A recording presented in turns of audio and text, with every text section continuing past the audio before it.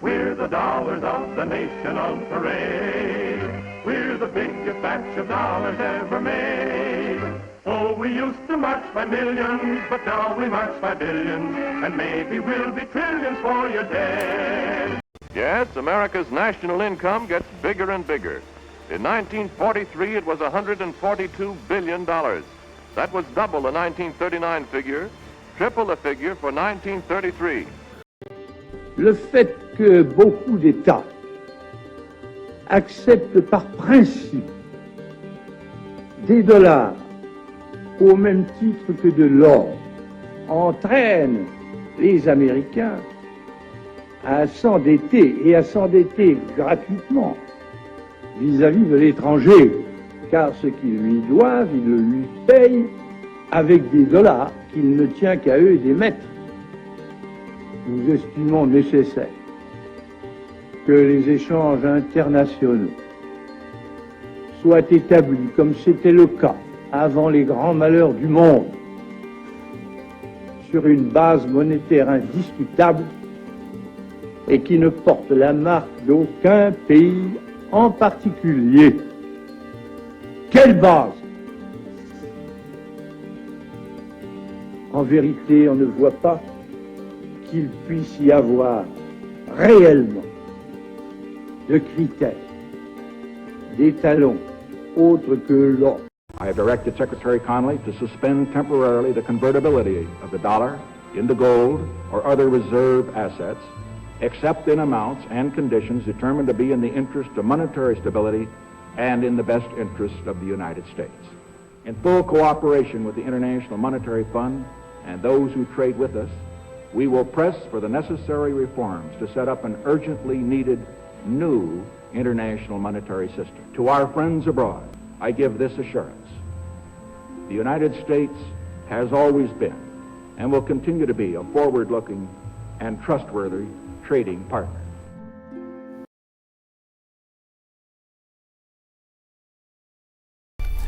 The day of reckoning will come when millions of baby boomers reach the age where they have to take mandatory distributions from their IRAs.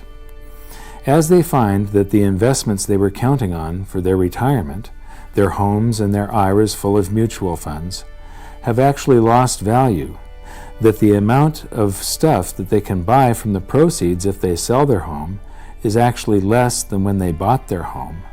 And as they realize that their dream of a comfortable retirement was just that, a dream, all those boomers will get scared and pull in their horns.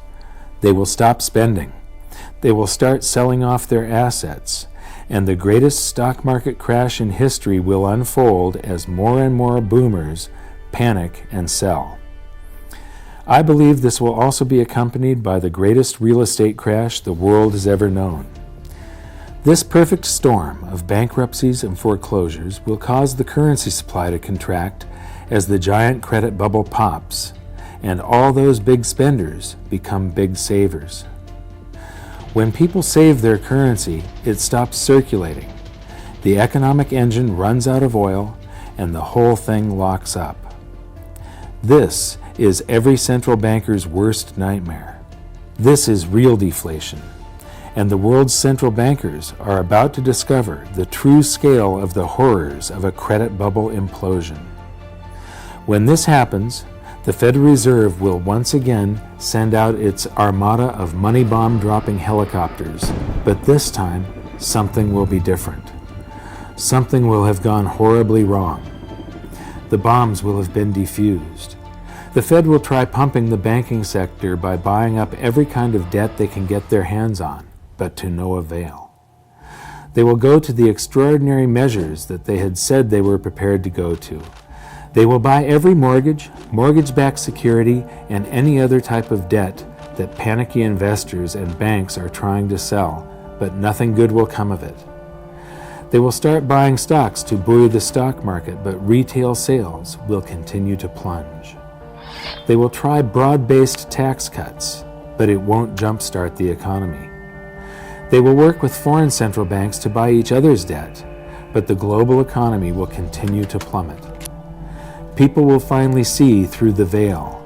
they will see what Dorothy, the Scarecrow, the Lion, and the Tin Man saw, that the Wizard of Oz is really just some dopey old guy frantically pulling levers. Remember when we talked about how during World War I, the Germans increased their currency supply by 400%, yet there was no price inflation because of the public's anxiety over the war and the uncertainty of their future? Imagine the anxiety 75 million baby boomers will feel as they approach retirement, only to find their homes and their mutual funds are now worth next to nothing.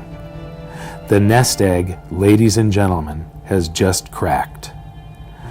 When they get their tax rebates, are they going to buy that new big screen TV and the latest cell phone? I think not. I think they're going to save every dime they can get their hands on, just like in Germany during the war. But there will be a point at which a threshold is reached. For each income class it will be different. It will be the point where they feel that they've finally got enough saved for retirement. For some it will be $100,000, for others it will be $1 million, and for others still it will be $10 million. The Fed knows there is a point where they'll finally feel safe enough to replace that aging computer and maybe get that new TV. At this point, the boys at the Fed will buy enough government debt to fund tax rebates for all the taxes in the previous year, but still, nobody will buy that new car. The threshold the Fed is looking for will not be reached. Then, in not-so-quiet desperation, the Fed will say, "Screw the helicopters, send in the bombers."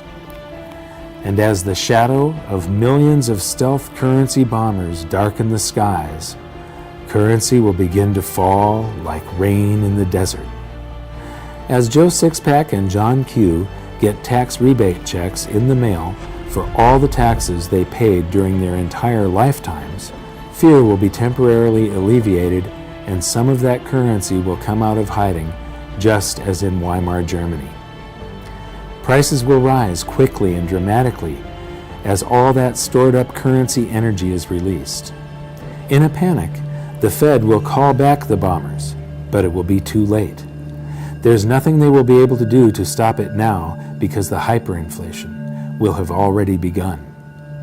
At this point, confidence in the currency will fall faster than it can be created. Cost of living increases for government employees, and the costs of all government projects, the subcontractors, the labor, the materials, will all skyrocket. And each time more currency is created to pay for the increases, the value of the currency will fall even faster. In times like that, governments have only two choices: shut down the government and all of its projects and services, send everybody home without pay, turn off the printing presses, and wait for the free market system to discover price levels that account for the quantity of the currency in the supply, or print the currency into oblivion. Governments have always chosen the latter. But the stored up energy of excess currency creation doesn't have to take place within the United States, and it doesn't necessarily have to be in the future. In fact, there is an abundance of stored up currency just waiting to be released right now. As I mentioned earlier, all the dollars we sent overseas to other countries to buy their goods and services are now sitting in their bank accounts, just waiting to be spent. Eventually, the world economy will lose faith in the US dollar and will want to dump it by buying up goods. And as all those dollars come flooding back into the US, it will, of course, cause the prices of those goods and services to rise, and could, and probably will, trigger a scenario much like the one I have just finished describing.